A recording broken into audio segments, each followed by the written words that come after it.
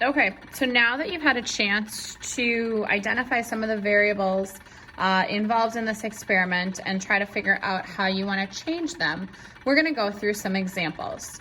So the first variable that we are going to look at is the size of the crystals of our solute. Okay, so remember our solute is that copper sulfate. When we did it initially and got 12 minutes and 27 seconds, remember we were using those big pieces, so they looked kind of like this, okay? They were those big crystals of copper sulfate. So what we're going to do this time around is in this beaker over here on the right-hand side, we're going to continue to use those big crystals, okay? So I've got 1 gram here of the big crystals just like we used last time. Over here though, on the left-hand side, we are going to crush up those crystals. So we're going to use something called a mortar and pestle. Okay, so this is a mortar and pestle, okay? So what happens is we put those crystals in and then we smush them up, okay, until they are a more powdery version. Okay, so here that is, you can see it. And then we'll measure out 1 gram of this powdery substance that's no longer those giant crystals. And we'll add both of them at the same time and compare how long each of them takes to dissolve. Okay, so if you look at the board behind us, behind our setup, you can see that the independent variable is going to be the size of our solute. So are we working with the big crystals or are we working with the small tiny granules that have been ground up using our mortar and pestle?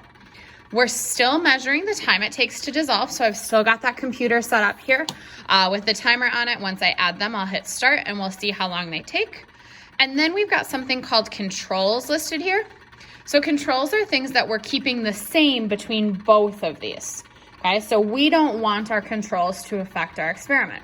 So in this case, both of our beakers, okay, they have water in them that has been going, or that has a temperature of 20 degrees Celsius, which is room temperature. So we said that before. They're stirring at a level 5, okay? The mass of solute, so how much of the copper sulfate we put in both cases was 1 gram. Okay, and we could technically even add another one to this. We said both of our beakers have 20 milliliters of water. So 20 milliliters of our solvent would also be a control. So if we look at our controls, we've got the temperature of the solvent, the amount of liquid, the solvent, the speed with which we're stirring it, and then the amount of crystals, the amount of our solute that we are putting in. So the only thing that we're changing between these two things is the size of the crystals that we're adding to our solution. Okay, so let's see how long this one goes. So in your head right now, you're making a hypothesis.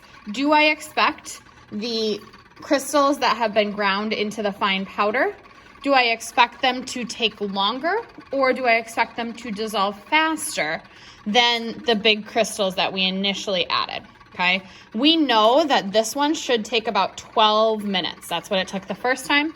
So do you expect this one over here on the left-hand side, do you expect that to be faster or slower than 12 minutes? All right, we're gonna go ahead and add them. This is where I wish you guys were here in person because I could really use a second set of hands. So I'm just gonna have to be super quick here. I'll add these and then click my start button here.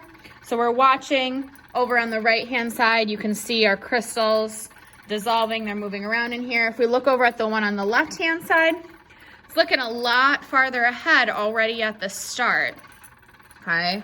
So if we come over here, we can see there are still some chunks down there at the bottom. It hasn't completely dissolved, but our liquid is already blue, okay? Where this one, our liquid's still pretty clear. There's not much color to it, maybe a slight blue tint. We've been going for 34 seconds at this time. So let's tip you back up here. I'll let you know. It looks like the one on the left is gonna be done a lot sooner than the one on the right, so we'll let you know the times for both of those cases.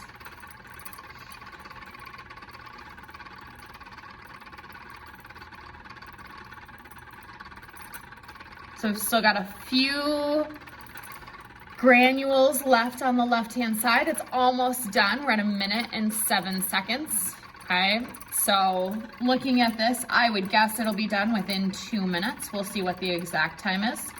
The one on the right's looking like it's still got a ways to go.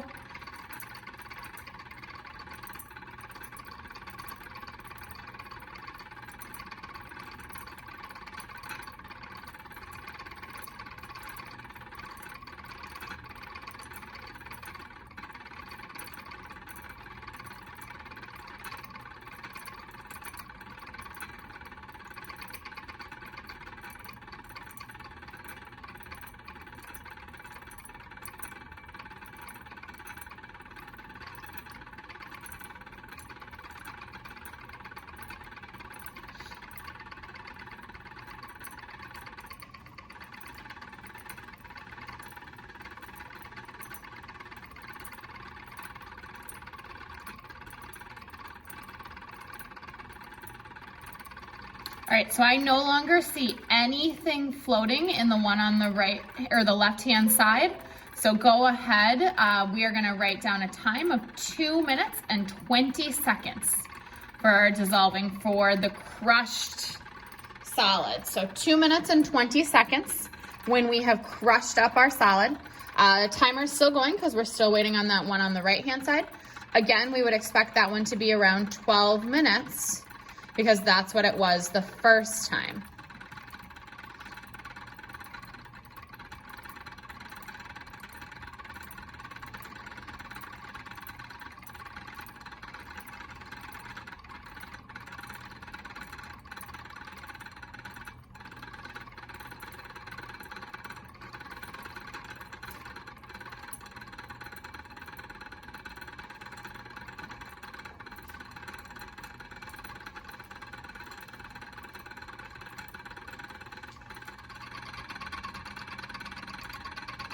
All right, so it looks like I can no longer see any particles left in the one on the right-hand side.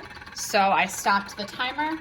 We are going to say that that took 10 minutes and 10 seconds. So our not crushed gave us a time of 10 minutes and 10 seconds, and our crushed gave us a time of 2 minutes and 20 seconds. So those are numbers that you want to add into your data table. Here is another look at that. Crushed, 2 minutes and 20 seconds. Not crushed, 10 minutes and 10 seconds.